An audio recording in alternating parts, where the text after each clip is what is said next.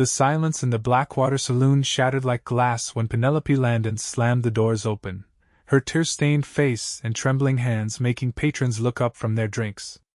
It was 1875 in Whispering Creek, a dusty speck on the Montana Territory map that had swallowed her whole since her arrival 3 months ago. She'd come west to escape the silence of her family home after her parents' passing, only to find a deeper, more haunting quiet in this frontier town. "You got business here, miss?" the bartender called out, eyeing her expensive dress now stained with trail dust. Penelope stood frozen in the doorway, suddenly aware of every eye upon her. The weight of judgment pressed down harder than the blistering summer heat. She'd fled her rented room at the boarding house, unable to bear another night alone with her thoughts. She began, her voice faltering. What could she say? That the silence was killing her? That she'd made a terrible mistake coming to this God-forsaken place? From the corner of the saloon, a man rose from his seat. Even in the dim lamplight, his presence commanded attention. Tall, broad-shouldered, with eyes the color of a storm-washed sky. A guitar rested against his chair. "Sounds like this lady could use a drink, Joe," he said, his voice low and melodious. "Put it on my tab." Penelope turned to face her defender, embarrassment coloring her cheeks. "I don't need charity, sir." The man's lips curved into a half-smile. "Not offering charity, madam. Just common courtesy." He picked up his guitar and gestured to the empty chair across from him. "Name's Noah Daniels. And from the looks of things, you've had yourself quite a day." That was the moment that changed everything, though Penelope wouldn't realize it until much later. Noah Daniels wasn't like the other men in Whispering Creek. Where they were rough-edged and callous, he carried himself with a quiet dignity. His hands, though callous from ranch work, moved with a gentle precision when he played his guitar. "I'm Penelope Landon," she offered, surprising herself by accepting the seat. "And yes, it's been difficult." Noah nodded, studying her with those penetrating eyes. "New in town?" 3 months, she replied, accepting the whiskey the bartender brought over. She didn't drink it, just held the glass, finding comfort in its solid weight. "Though it feels like 3 years.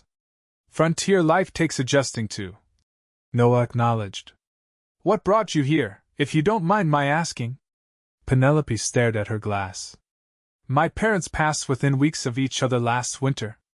There was nothing left for me in Boston." "I'm sorry for your loss," Noah said, and she believed him. There was none of the false sympathy she'd grown accustomed to. The silence afterward was unbearable. She continued, unsure why she was confessing this to a stranger. I thought a new start would help." Noah's fingers brushed the strings of his guitar, drawing out a soft, melancholy chord. "And did it?" "No," she admitted, tears threatening again. "It's even quieter here." Noah considered this for a moment, then began to play a gentle melody that seemed to catch the light from the oil lamps and transform it into something you could hear rather than see. It wasn't a song Penelope recognized, but it spoke of open skies and distant horizons. "Music helps fill the spaces," he said between chords. "When words fail." For the first time in months, Penelope felt something loosen in her chest. The saloon's ambient noise faded away as Noah's guitar wove a spell around their table, creating an intimate pocket of sound. "You play beautifully," she said when he finished. "Learned from my father, who learned from his," Noah replied. "Been carrying this old guitar across the frontier since I was 16. He paused, a shadow crossing his features. "Music's been my constant companion through some dark times. Will you play another?" Penelope asked, suddenly desperate not to return to the silence. Noah smiled, a real smile this time that reached his eyes. "For you, Miss Landon? I'd be honored." As the night deepened, Noah played song after song. Some were familiar folk tunes, others his own compositions. Between melodies, they talked. Noah told her about his ranch outside town, the small herd of cattle he was building, the cabin he'd constructed with his own hands. Penelope shared stories of Boston, of her childhood, of the dreams she'd once harbored of becoming a writer. By the time the bartender announced last call, Penelope realized hours had passed. The crushing weight she'd carried since her parents' deaths hadn't disappeared, but for the first time, it felt bearable. "I should escort you home," Noah said, slinging his guitar across his back. "These streets aren't safe for a lady alone at night." "Thank you," Penelope replied, suddenly shy. "I'm staying at Mrs. Holloway's boarding house." The night air carried the scent of sage and distant rain as they walked. Noah kept a respectful distance, but his presence beside her felt like protection. "Will I see you again?" Penelope asked when they reached the boarding house steps, surprising herself with her boldness. Noah removed his hat, holding it against his chest. "I come to town every Saturday for supplies. Usually stop by the saloon in the evenings." His eyes met hers. "Would be a pleasure to share more songs with you, Miss Landon." "I'd like that very much, Mr. Daniels." "Noah," he corrected gently. "Out here, formalities don't mean much." "Penelope, then," she replied, a smile touching her lips for the first time that day. "Good night, Penelope," he said, replacing his hat. "May your dreams be peaceful." As she watched him walk away, Penelope realized the silence waiting in her room no longer seemed so threatening. Noah's songs lingered in her mind, filling the spaces where emptiness had reigned. That night she slept without tears. Saturday couldn't come quickly enough.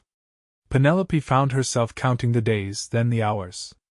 She'd never been the type to pine after a man had prided herself on her independence, in fact. But Noah was different. He hadn't tried to rescue her or court her. He'd simply shared his music, his stories, his presence. When Saturday arrived, Penelope spent more time than usual on her appearance. She wore her best dress, a deep blue that complemented her auburn hair and pinched her cheeks for color. Mrs. Holloway raised an eyebrow but said nothing as Penelope hurried out. The saloon was crowded when she arrived, miners and cowboys seeking respite after a week's hard labor. Penelope hesitated at the entrance, scanning the smoky interior for Noah. What if he hadn't come? What if last week had meant nothing to him? Then she spotted him in the same corner, guitar already in hand. When he saw her, his face transformed with a smile that made her heart quicken. "You came," he said as she approached. "I promised I would," she replied, taking the seat he'd saved for her. "Truth be told, I wasn't sure," Noah admitted. "A refined lady like yourself might think better of keeping company with a rough cowboy in a place like this." "I find I prefer honest company to refined society these days," Penelope said. "Besides, you promised me more songs." Noah laughed, a rich sound that drew envious glances from nearby tables. "That I did. Any requests?" "Something hopeful," she said without hesitation. Noah considered this, then began to play.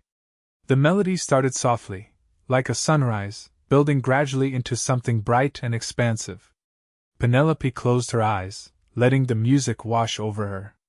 When she opened them, Noah was watching her, his fingers never missing a note. Something passed between them, an understanding, a recognition. Penelope felt her cheeks warm, but she didn't look away. As the weeks passed, their Saturday meetings became a cherished ritual. Sometimes they'd stay at the saloon, Noah playing for her and eventually, the appreciative crowd that gathered to listen. Other times, they'd walk along the creek that gave the town its name, Noah pointing out wildflowers and telling stories of the land.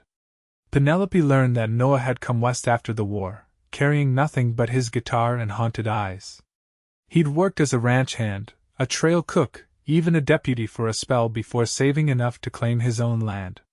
"I never intended to stay," he confessed one evening as they sat on a fallen log by the creek. "Thought I'd keep moving until the memories stopped following me." "What changed?" Penelope asked. Noah looked out over the water, reflective. "I stopped running, I suppose. Started building instead." He glanced at her. "What about you? Will you stay in Whispering Creek?" Penelope considered this. "I don't know. When I came here, I was adrift. Everything I knew was gone. And now?" She met his gaze. Now I'm beginning to find reasons to stay. The air between them hummed with unspoken words. Noah moved his hand closer to hers on the log, their fingers almost touching. Penelope held her breath. Then a distant rumble of thunder broke the spell. Noah glanced at the darkening sky. Storm's coming. We should get you back. As they hurried toward town, fat raindrops began to fall. By the time they reached the boarding house, they were both drenched, laughing as they took shelter on the covered porch. Your guitar, Penelope started, concerned for the instrument on Noah's back. She's survived worse, he assured her, removing his hat to shake off the water. Rain had plastered his dark hair to his forehead, and without thinking, Penelope reached up to brush it back. The touch stilled them both. Noah's eyes darkened as they fixed on hers, and Penelope felt herself drawn forward as if by some invisible force. Penelope, Noah whispered, her name a prayer on his lips. The door behind them suddenly opened, and Mrs. Holloway appeared, her expression a mixture of concern and disapproval. Miss Landon! You're soaked through. Come inside before you catch your death. The moment shattered. Penelope stepped back, reality rushing in with the cold rain. Good night, Noah, she said, reluctance in every syllable. Noah replaced his hat, touching the brim in a gesture of respect. Until next Saturday, Penelope. As she watched him disappear into the rainy night, Penelope pressed her fingertips to her lips, wondering what might have happened if Mrs. Holloway hadn't interrupted. But fate had other plans for their next meeting. Tuesday brought news that shook the town. A band of outlaws had robbed the bank in neighboring Silver Ridge, shooting the sheriff and fleeing toward Whispering Creek territory. The town marshal organized a posse, and Noah, with his tracking skills from his days as a deputy, volunteered to help. Penelope learned this from Mrs. Holloway, who seemed to know everyone's business in town. That Daniels fellow, the older woman said over breakfast. He's riding out with the posse. Dangerous business, tracking outlaws. Penelope's hand trembled, spilling tea into her saucer. When do they leave? Within the hour, I heard. Penelope was on her feet before Mrs. Holloway finished speaking, grabbing her shawl despite the older woman's protests. She hurried to the town square where men were mounting horses, checking weapons, saying goodbye to worried wives and sweethearts. She spotted Noah adjusting his saddle, his guitar nowhere in sight. Instead, a rifle was secured to his mount. Noah! She called, pushing through the crowd. He turned, surprise evident on his face. Penelope? What are you doing here? Mrs. Holloway said you were riding out, she said, breathless from her run. Why didn't you tell me? It happened fast, he explained. Marshall knocked on my door at dawn. His expression softened. I wouldn't have left without saying goodbye. The marshal called for the men to mount up. Noah swung into his saddle with practiced ease. Be careful, Penelope said, suddenly fearful. These men, they've already killed once. Noah leaned down from his horse. I've faced worse and come back. His hand reached down to gently touch her cheek. Keep a song in your heart until I return, Penelope. Before she could respond, he straightened, joining the posse as they rode out of town in a cloud of dust. Penelope stood watching until they disappeared from sight, an unfamiliar prayer forming on her lips. The days that followed were the longest of Penelope's life. Each sound made her jump hoofbeats, a door slamming, men's voices. News trickled back sporadically. The posse had found tracks, they were closing in, there had been a skirmish. On the fourth day, Mrs. Holloway found Penelope sitting on the porch steps, staring down the main street. You're sweet on that cowboy, aren't you? The older woman asked, settling beside her with surprising gentleness. Penelope didn't deny it. He fills the silence, she said simply. Mrs. Holloway nodded. Some men talk too much and say nothing. Others say little but mean everything. She patted Penelope's hand. Your Noah seems the latter sort. He's not my Noah, Penelope protested weakly. Not yet, perhaps, Mrs. Holloway replied with a knowing smile. But I've seen the way he looks at you, girl. Like you're the answer to a question he's been asking his whole life." Before Penelope could respond, shouts erupted from the direction of the town entrance. Riders were approaching, raising dust on the horizon. Penelope was on her feet instantly, straining to see. As the group drew closer, she could make out the marshal in the lead. Behind him rode several members of the posse, and in their midst, 3 men with hands bound. But where was Noah? The riders entered the town proper, townspeople gathering to hear the news. Penelope pushed through the crowd, searching desperately for Noah's familiar figure. The marshal dismounted, addressing the gathered crowd. "Outlaws are captured. 3 dead, 3 bound for justice." A cheer went up, but Penelope barely heard it. Where was Noah? Her heart threatened to beat out of her chest as she scanned the returning men. Then she saw him, riding at the back of the group. Relief flooded her until she noticed he was slumped in his saddle, another rider close beside him as if to prevent him from falling. "Noah!" she cried, rushing forward as he dismounted with obvious pain. His face was pale beneath his tan, and a blood-stained bandage wrapped his left shoulder. But his eyes lit up when he saw her. "Told you I'd come back," he said, his voice weaker than she'd ever heard it. "You're hurt," she said, reaching for him as he swayed on his feet. "It's nothing." He started, then staggered. Penelope moved quickly to his side, supporting him despite their difference in size. The town doctor pushed through the crowd. "Get him to my office," he ordered, taking Noah's other side. Together they half walked, half carried Noah to the doctor's small surgery.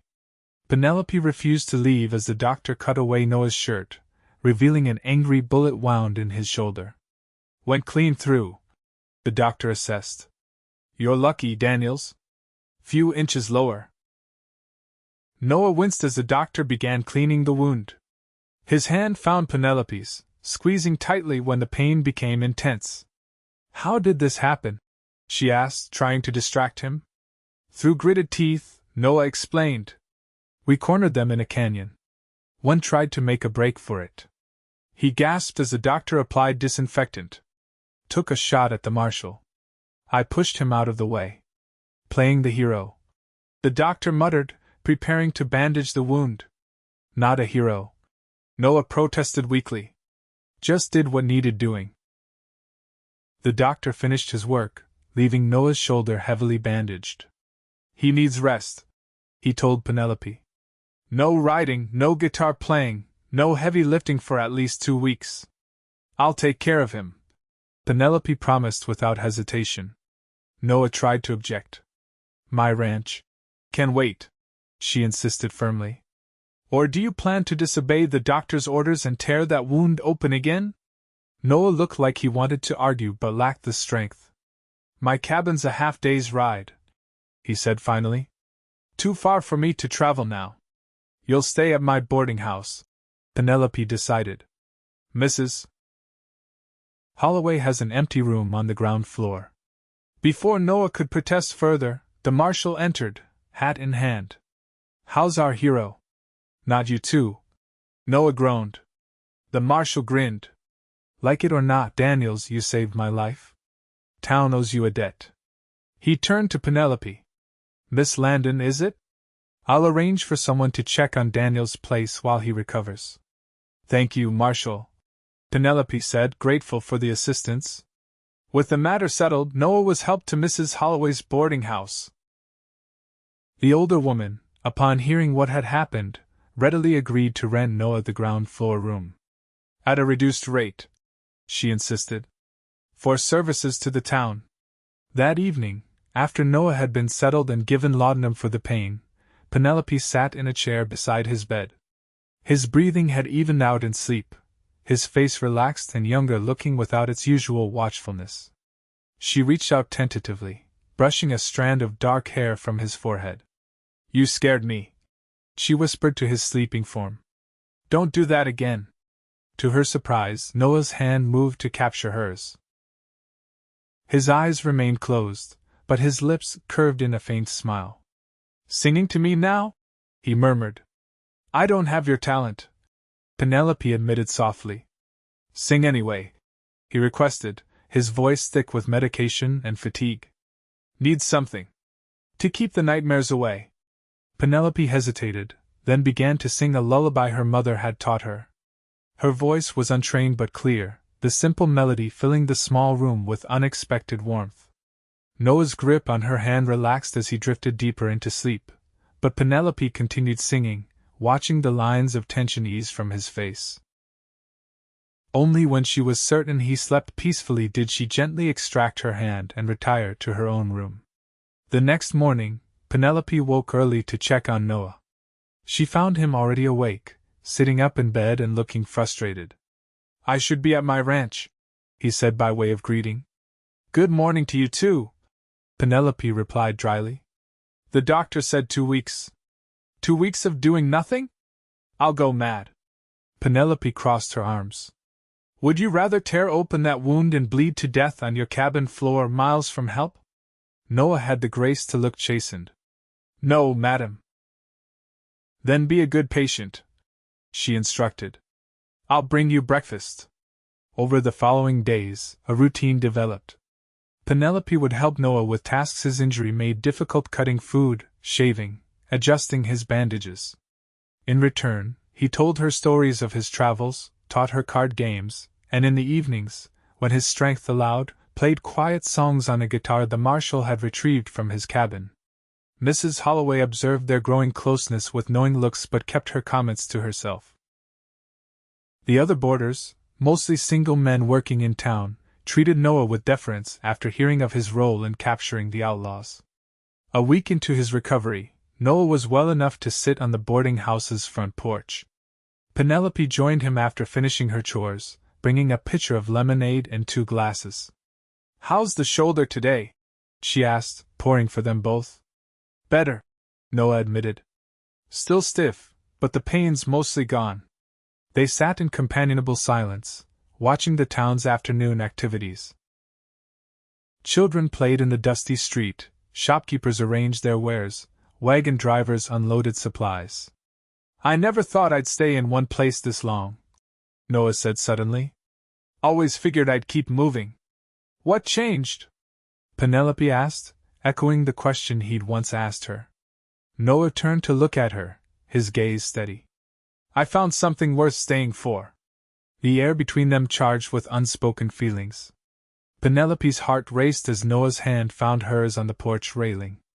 "Penelope," he began, his voice low and serious. "These past months, knowing you, being with you, you've brought music back into my life in ways my guitar never could." "Noah," she started, but he gently squeezed her hand. "Please let me finish. I'm not a man of many words, but I need to say this." He took a deep breath. "When that bullet hit me, all I could think about was your smile, your laugh, the way you listen when I play. I was afraid I'd never see you again, and that scared me more than dying." Tears welled in Penelope's eyes as Noah continued. "I know I don't have much to offer. My ranch is small, my cabin rough. But if you could see it someday, if you could consider—" "Are you asking me to court you, Noah Daniels?" Penelope asked, her voice barely above a whisper. Noah's eyes never left hers. "I'm asking for the chance to show you a life we might build together. If you'd want that." Penelope felt years of loneliness and grief give way to something new, hope, bright and expansive as the Montana sky. "I would want that very much," she answered, her voice steady despite her racing heart. Noah's smile could have lit the darkest night. Slowly, mindful of his injury, he leaned forward. Penelope met him halfway, their lips meeting in a kiss as gentle as it was profound. When they parted, Noah rested his forehead against hers. "I've been wanting to do that since the night of the rainstorm," he confessed. "Me too," Penelope admitted, then laughed softly. Poor Mrs. Holloway, if she only knew what she interrupted. As if summoned by her name, the boarding-house door opened, and Mrs. Holloway emerged. She took one look at their clasped hands and intimate posture, and gave a satisfied nod. "About time," she declared. "Dinner's in an hour. Don't be late." With that, she retreated inside, leaving them both laughing. I believe we have her blessing, Noah said, his eyes crinkling with humor. It would appear so. Penelope agreed, still smiling. As the sun began to set, painting the town in gold, Noah reached for his guitar. May I play for you? Always, Penelope replied, settling back to listen. The melody that emerged was new, something Noah was creating in that moment. It spoke of journeys ending and beginning, of silence giving way to song, of two souls finding harbor after long storms. It was, Penelope realized, the sound of their story. By the time Noah's 2 weeks of doctor-ordered rest ended, the entire town knew of their courtship. Whispering Creek was small enough that gossip traveled faster than telegrams, and the romantic tale of the wounded hero and the Boston lady had captured imaginations. Noah was anxious to return to his ranch, concerned about his small herd and the condition of his cabin after his absence. Though the marshal had arranged for a local boy to check on things, Noah knew the spring planting couldn't wait much longer. Come with me, he asked Penelope the day before his departure. Just for the day. I want you to see it. Penelope agreed eagerly. Though Noah had described his homestead many times, she wanted to see this place that meant so much to him. The next morning dawned clear and warm. Noah arrived at the boarding house with 2 horses, his own sturdy gelding and a gentle mare borrowed from the livery for Penelope. Despite his still healing wound, he insisted on helping her mount. It's not too far, he promised as they rode out of town. Just follow the creek northwest for about 10 miles. The ride was pleasant, with Noah pointing out landmarks and sharing stories of the area. Penelope, who had rarely ridden before coming west, found herself enjoying the freedom of horseback travel and the breathtaking scenery. There it is, Noah said finally, gesturing ahead as they crested a small rise. Penelope's breath caught. Below them stretched a verdant valley, bisected by the silver thread of the creek. A small cabin stood near a stand of cottonwoods, smoke curling from its chimney. Nearby, a corral held several cattle, and beyond, a modest field waited for planting. Noah, it's beautiful, she said honestly. His expression was a mixture of pride and uncertainty.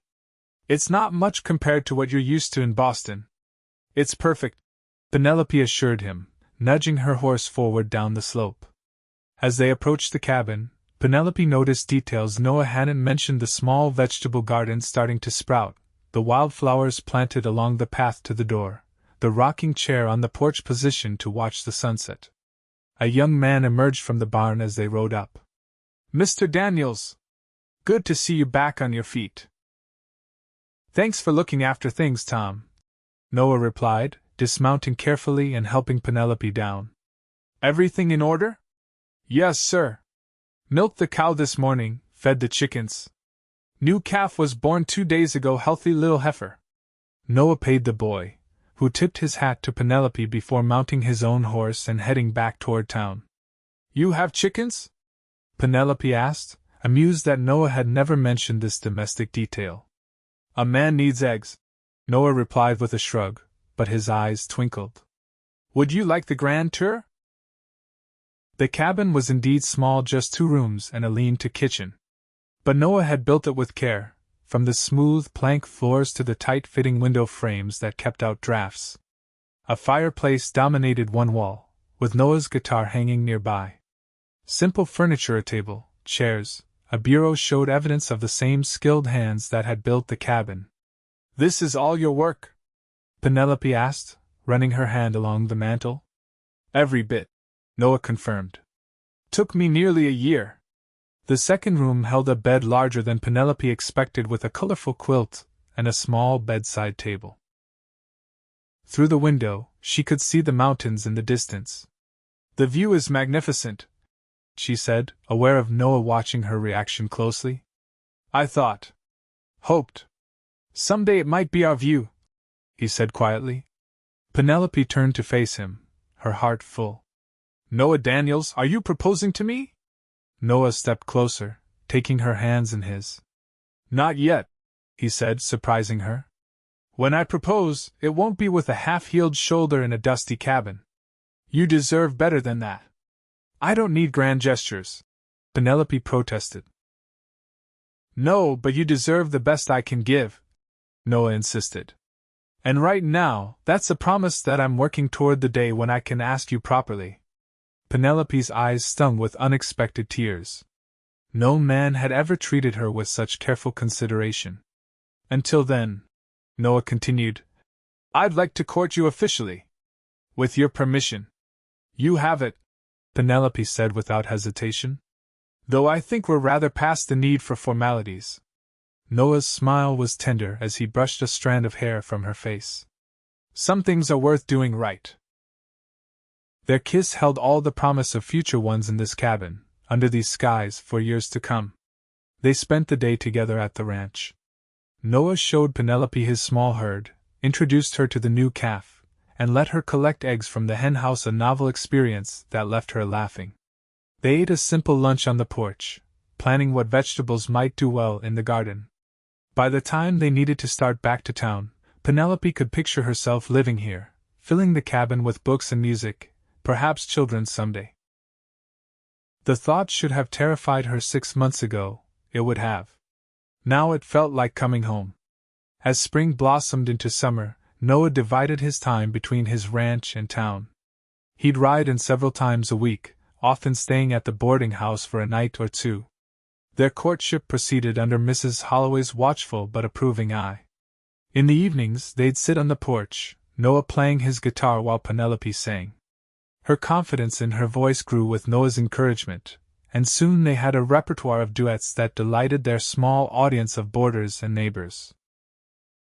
Noah's shoulder healed completely, and he threw himself into ranch work with renewed vigor.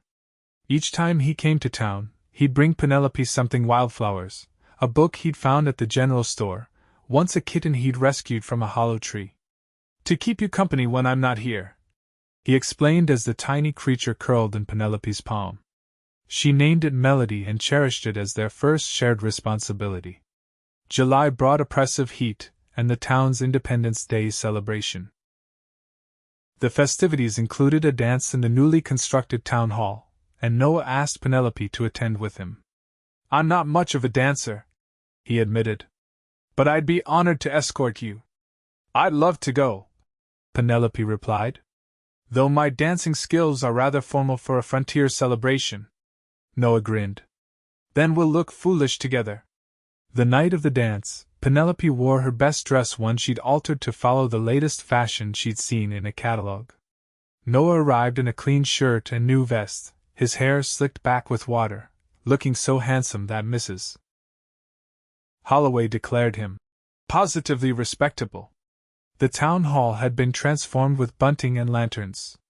A small band played lively tunes, and the dance floor was crowded with couples ranging from young sweethearts to long married pairs. Despite their mutual concerns, Noah and Penelope danced well together. He was more graceful than he'd claimed, and she quickly adapted to the less formal style of frontier dancing.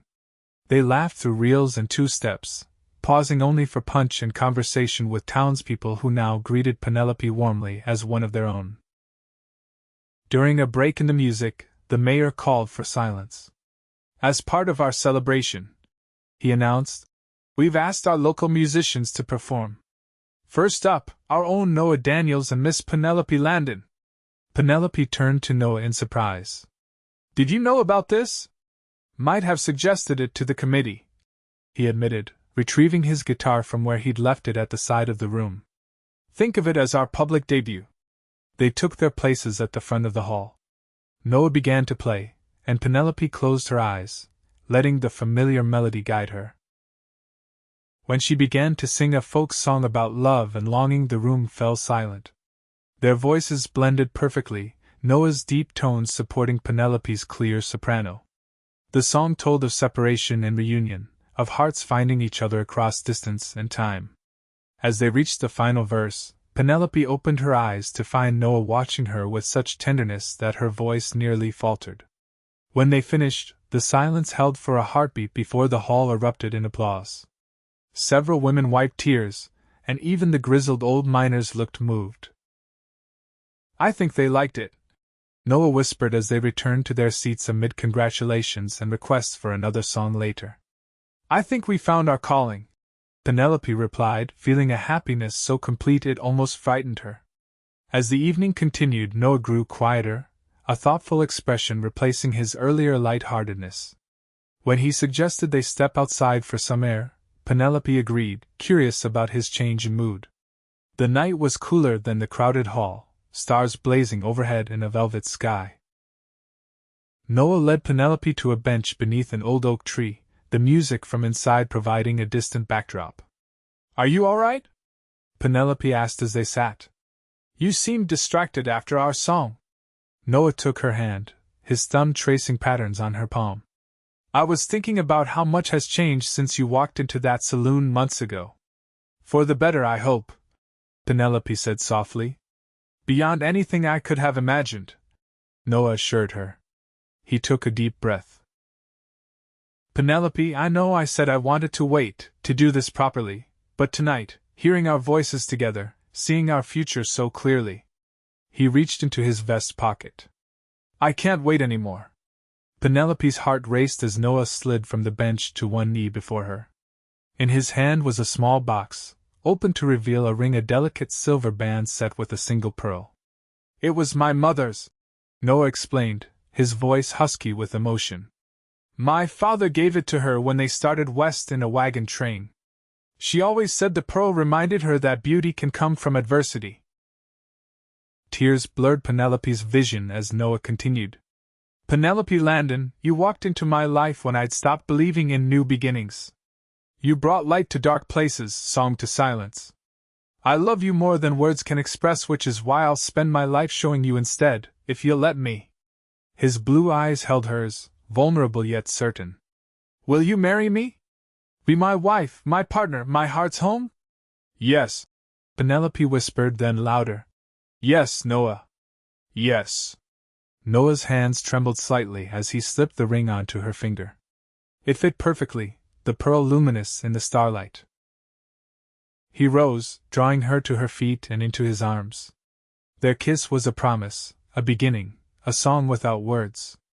When they finally parted, Penelope rested her head against Noah's chest, listening to his heartbeat. "When?" she asked simply. "As soon as you're ready," Noah replied, his cheek against her hair.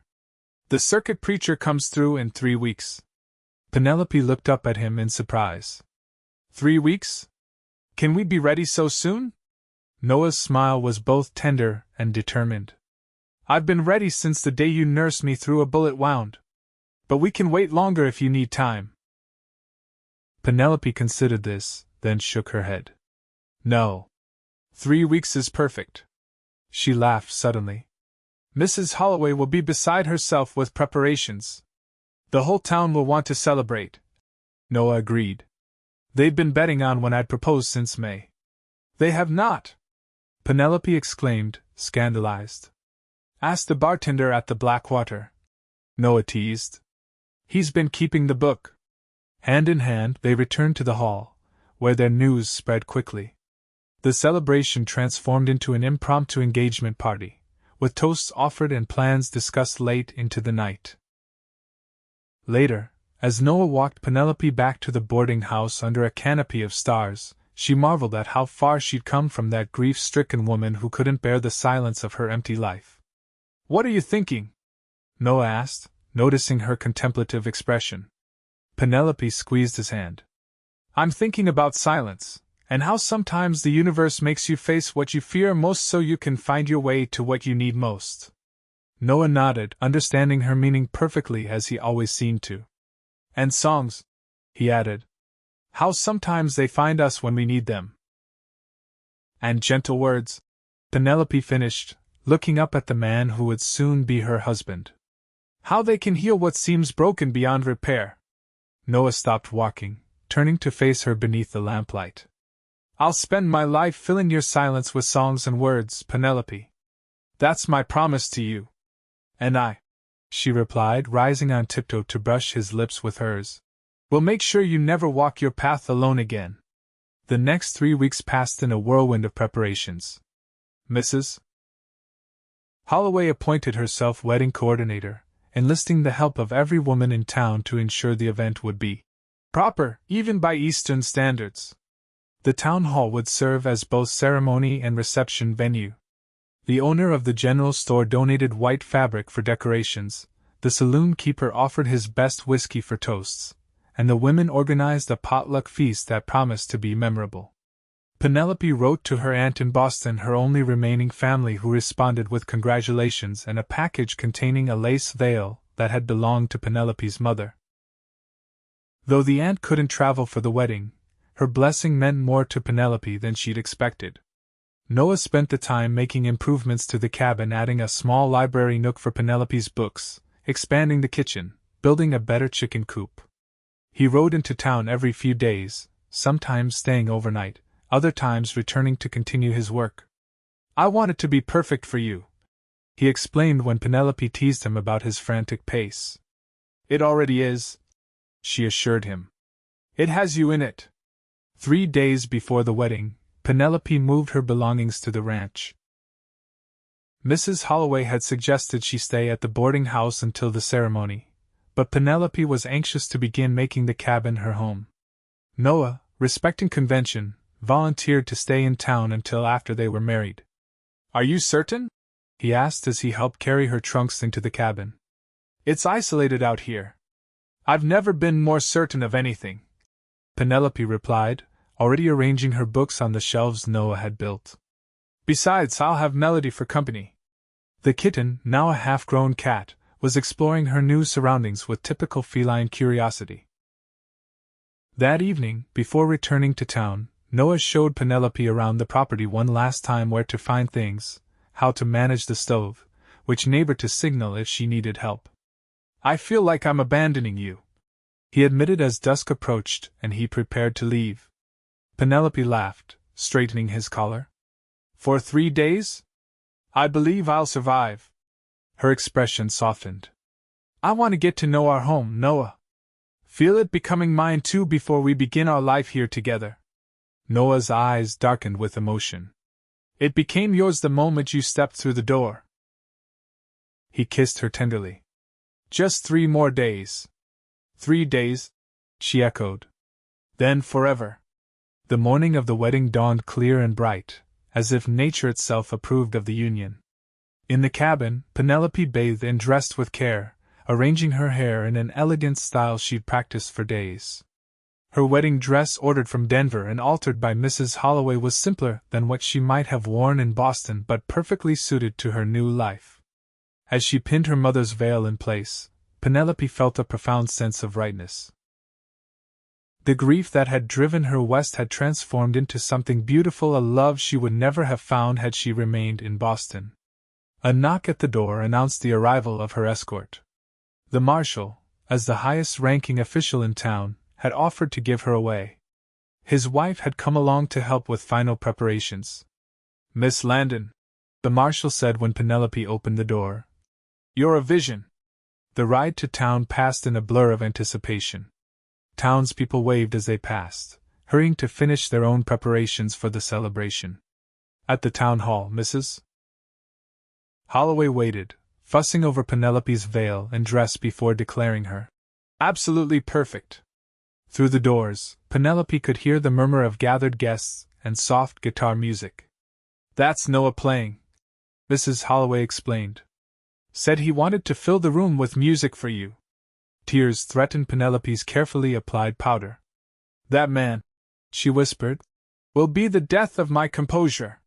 The music shifted to a traditional wedding march, and Mrs. Holloway took her position to enter first. The marshal offered his arm to Penelope. "Ready?" he asked kindly. Penelope nodded, unable to speak. The doors opened, and Penelope's breath caught. The hall had been transformed with white bunting, wildflowers, and lanterns. Benches lined either side of an aisle strewn with flower petals, filled with every resident of Whispering Creek dressed in their Sunday best. And at the end of the aisle stood Noah, handsome in a new suit, his guitar set aside. His expression as he saw her was one Penelope knew she would remember until her dying day: wonder, love, and a joy so pure it seemed to illuminate him from within. The walk to his side seemed both eternal and instantaneous.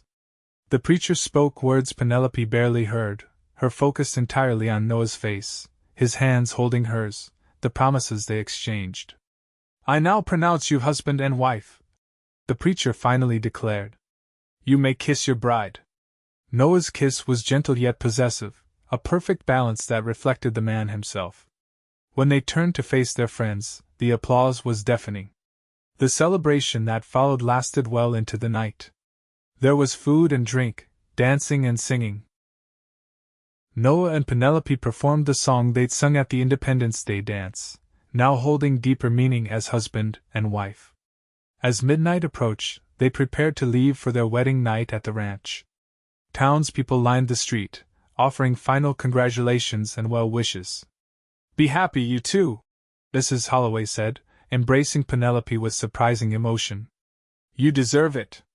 The ride home was peaceful, the moon lighting their way. Noah pointed out constellations, telling stories his father had shared about the stars guiding travelers home. At their cabin now, Noah insisted on carrying Penelope across the threshold. "For luck," he explained, setting her gently on her feet in the main room. Candles had been lit, casting a warm glow over the familiar space that now felt new. On the table stood a bottle of champagne and 2 glasses, Noah's final wedding surprise. "Where on earth did you get champagne?" Penelope asked, amazed. "Ordered it from Denver months ago," Noah admitted, carefully opening the bottle. "Been saving it for tonight." They toasted their marriage, their home, their future. Then, with gentle hands and whispered words of love, Noah led his bride to their bedroom. Later, as moonlight streamed through the window, Penelope lay in Noah's arms, listening to his heartbeat beneath her ear. Outside, the nighttime sounds of the ranch created a peaceful backdrop: the rustle of leaves, the occasional lowing of cattle, the distant call of a nightbird. "Happy?" Noah asked, his fingers tracing patterns on her bare shoulder. "Completely," Penelope replied, raising herself on one elbow to look at him. "Are you?" Noah's smile was answer enough, but he spoke anyway. "More than I ever thought possible." His expression grew thoughtful. "You know, when you first walked into that saloon, you looked like a woman drowning in silence." "I was," Penelope acknowledged. "After my parents died, the quiet was unbearable: empty rooms, hollow conversations, nights that stretched endlessly."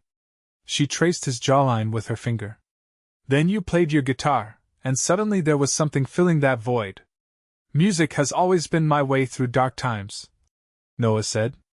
"During the war, after losing my parents, the years wandering.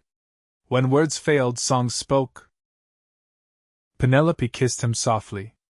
"You gave that gift to me. Your songs, your stories, your gentle words, they healed something I thought broken forever." "And you," Noah replied, drawing her closer, "gave me a reason to keep playing. To build something lasting. To believe in tomorrow." Outside, the wind picked up, rustling the cottonwoods in a natural percussion. Inside, in the warm circle of her husband's arms, Penelope knew she had found her home not in a place, but in a person. A man whose music had filled her silence, and whose love had restored her heart. "Play for me?" she asked softly. Noah kissed her forehead. "Always." The years that followed were filled with music. Noah and Penelope worked the ranch together, gradually expanding their holdings as their success grew. Their reputation spread beyond Whispering Creek, the singing ranchers who transformed a small homestead into one of the most prosperous in the territory. They added rooms to the cabin as their family grew: first a daughter, Rebecca, with her father's blue eyes and her mother's auburn hair, then twin boys, Michael and Samuel, who showed an early aptitude for both ranching and music. Each evening, regardless of the day's demands, they gathered for what they called song time. Noah taught the children guitar and harmonica, while Penelope instructed them in piano on the small instrument Noah had surprised her with on their 5th anniversary. The silence that had once threatened to consume Penelope became a cherished rarity: moments of peace between the joyful chaos of family life. On their 10th wedding anniversary, Noah presented Penelope with a journal he'd kept since their first meeting, a record of their life together, filled with pressed flowers, sketches, and lyrics to songs he'd written for her. So you'll never forget, he explained as she turned the pages with tear-filled eyes, how our story began with a song. Penelope closed the journal carefully. As if I could forget the man who filled my silence with music and my heart with love. Noah took her hand, the same callous fingers that had first played for her in a dusty saloon now intertwined with hers in the home they'd built together. Shall we play our song? As their children gathered round, Noah and Penelope raised their voices in harmony, not to drive away silence, but to celebrate the beautiful music they'd created together.